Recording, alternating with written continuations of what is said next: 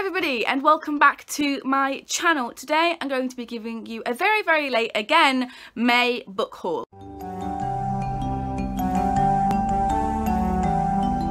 So I bought 16 books in the month of May, which is a lot, but I was running out of books to read for my 100 book challenge on Goodreads. So I started to run out and I panic bought a lot of stuff in May.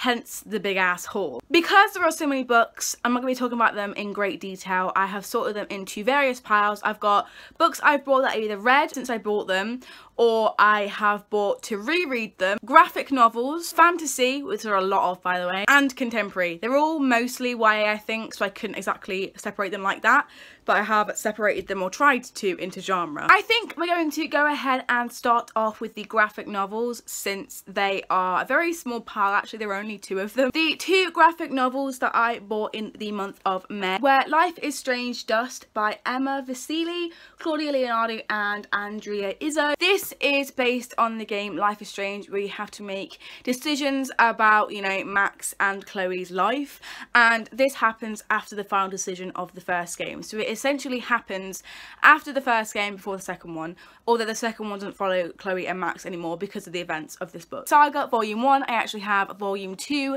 literally down there, but I bought that in June so I couldn't include it. This is basically a graphic novel following the 2 main characters on the page here, and they are both from opposite ends of like a cyber war that's going on, and they end up having a baby and they have to run away to raise her, and it's the most adorable thing. People die, people almost die, and I was shook at that plot twist at the end. I'm very excited to read the second one. In fact, I might even pick it up today, who even knows. Next we will move on to the second smallest pile, just to get them out of the way really quickly, and this is the pile of books that I've either read or I bought specifically to reread. There's a sticker on the front of this one, but the first one is 13 Reasons Why by Jay Asher. I have been wanting to read 13 Reasons Why from a viewpoint of if it is good mental health rep, because when I read this I wasn't like a critical reader, overly critical anyway, and I would really like to reread it if it like portrays suicide and self-harm in the same way that the TV show does. I've also heard that Jay Asher is not a very nice human being, so I decided to buy it from a charity shop and not actually from Waterstones or any kind of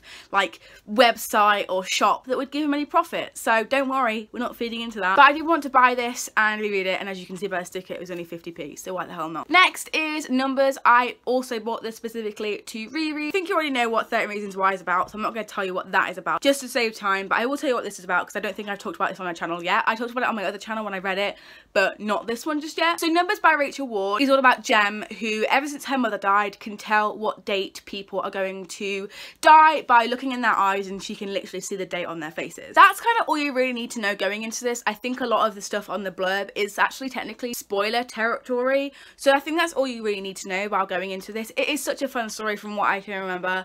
I cried like a baby and I really can't wait to read it. I really want to reread it again. The last book is one that I didn't buy to reread, but it's one that I read during the Simdathon, which is currently happening now in June as I'm filming this, and that is Obsidio by Amy Kaufman and Jay Kristoff. I literally can't tell you what this is about because of spoilers, but it is the 3rd and final installment in the Illuminae Vow trilogy of Illuminae, Gemina and Obsidio. There are prequels and sequels and yada yada yada. This is the last of the trilogy. I read this and I was quite disappointed. I thought it was okay, but you will have to see Simdathon wrap up, which is coming at the end of June to know my thoughts, because spoilers, man. We've only got 2 piles left. One of them is contemporary, and I think we're going to do that first because it is the smallest out of the 2 of them. The first one is Noughts and Crosses by Mallory Blackman. My boyfriend Callum actually really likes this book, and the protagonist's name is Callum, and I'm not going to be able to see this book the same way. Now I know that. I can't actually remember what this is about. He didn't actually tell me. All he told me was something about mental health, and then I asked my sister what it was about because she read it because it was one of her ex-girlfriend's favourite books, and apparently it's a retelling of Romeo and Juliet, and I had no fucking idea. So we're going to see how this one goes. I'm not sure if I'm going to like it, as I don't really like retellings that much, but we will see. We shall see. Next is Cat and Meg Conquer the World by by Anna Primaza,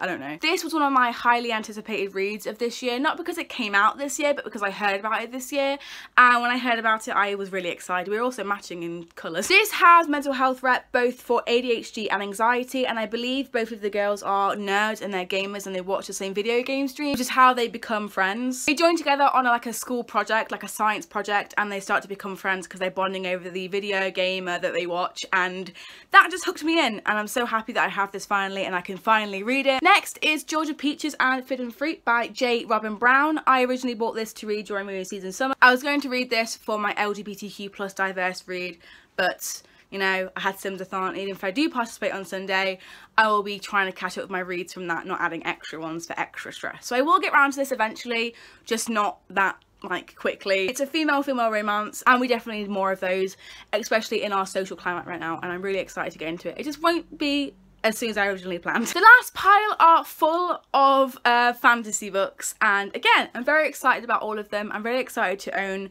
certain ones, and I'll highlight the ones I'm very excited about. Time Traveler's Wife by Audrey Niffenegger. So I have no idea what this is about. Again, I just kind of picked it up because I've heard that it's really popular. This is probably the only book on this list I don't actually know what it's about, and I'd like to go into it blind.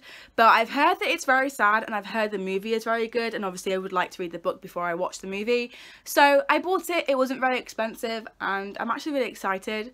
It's a chunky book, but I have an audiobook available to me, so hopefully I'll get this done over the summer and just marathon it in all of its glory. Next is Dark Matter by Blake Crouch. I saw this over on Gabby Reader's channel, and ever since then I've really wanted to go out and get it, and now I finally have. I know this is something to do with science, and the back and Goodreads doesn't really give me a lot to go on. Obviously it's about dark matter and happiness, I believe, but I'd like to go in a little bit more blind than just reading the back or anything, because it doesn't really give you much anyway. So I'm going to leave this one in the fact that I don't really know what it's about, although I can see that it's about dark matter and it's about happiness, because the first words on the back are you happy in your life? So yeah, I'm really excited about this one. I have wanted to read it for a very long time, and we'll see how this one goes. Next is The Everlasting Rose by Danielle Clayton, which is the second book in the Bells series. But obviously I can't tell you what this is about because I have read this one and it's a sequel to it, so I can't really disclose. But The Bells is all about Camellia, who really wants to be the chosen one, the favourite. She's a belle, and beauty is power, and the bells have all of the power and all of the beauty. There's a lot of history to do with Greece and people who are basically have no beauty, and the bells kind of like manipulate appearances, and the world's really corrupt, and Camellia kind of realises this, and that beauty isn't everything, and that the fact that success isn't everything either. I did like this, it was alright.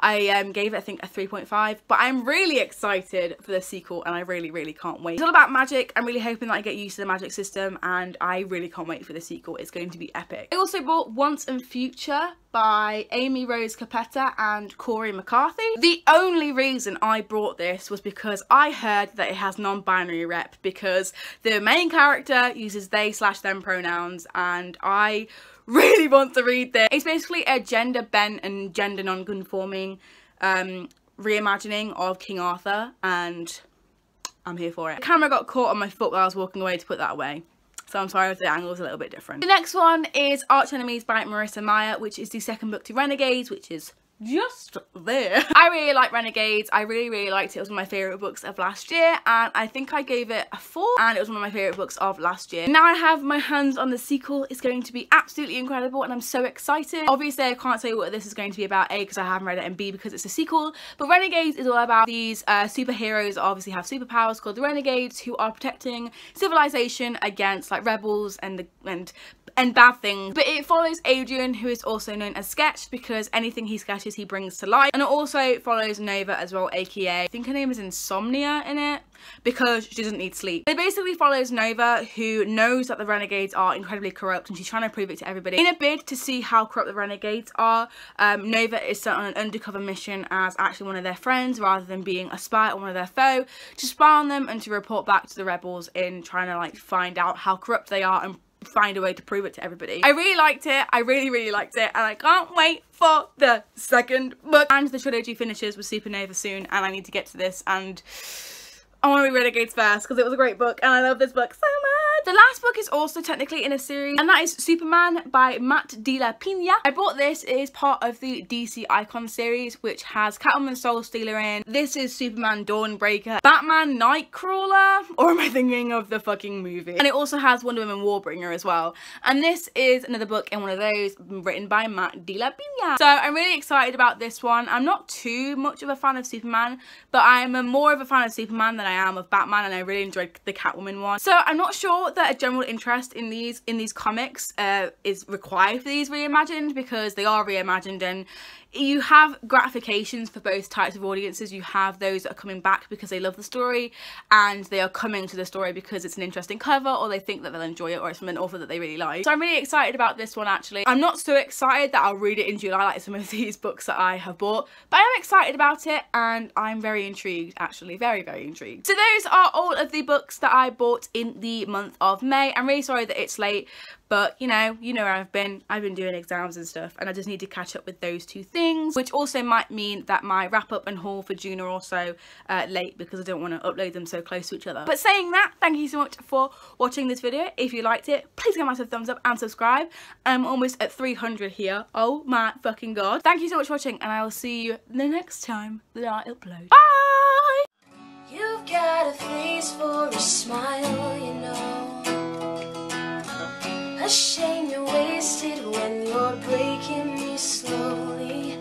But I've got a word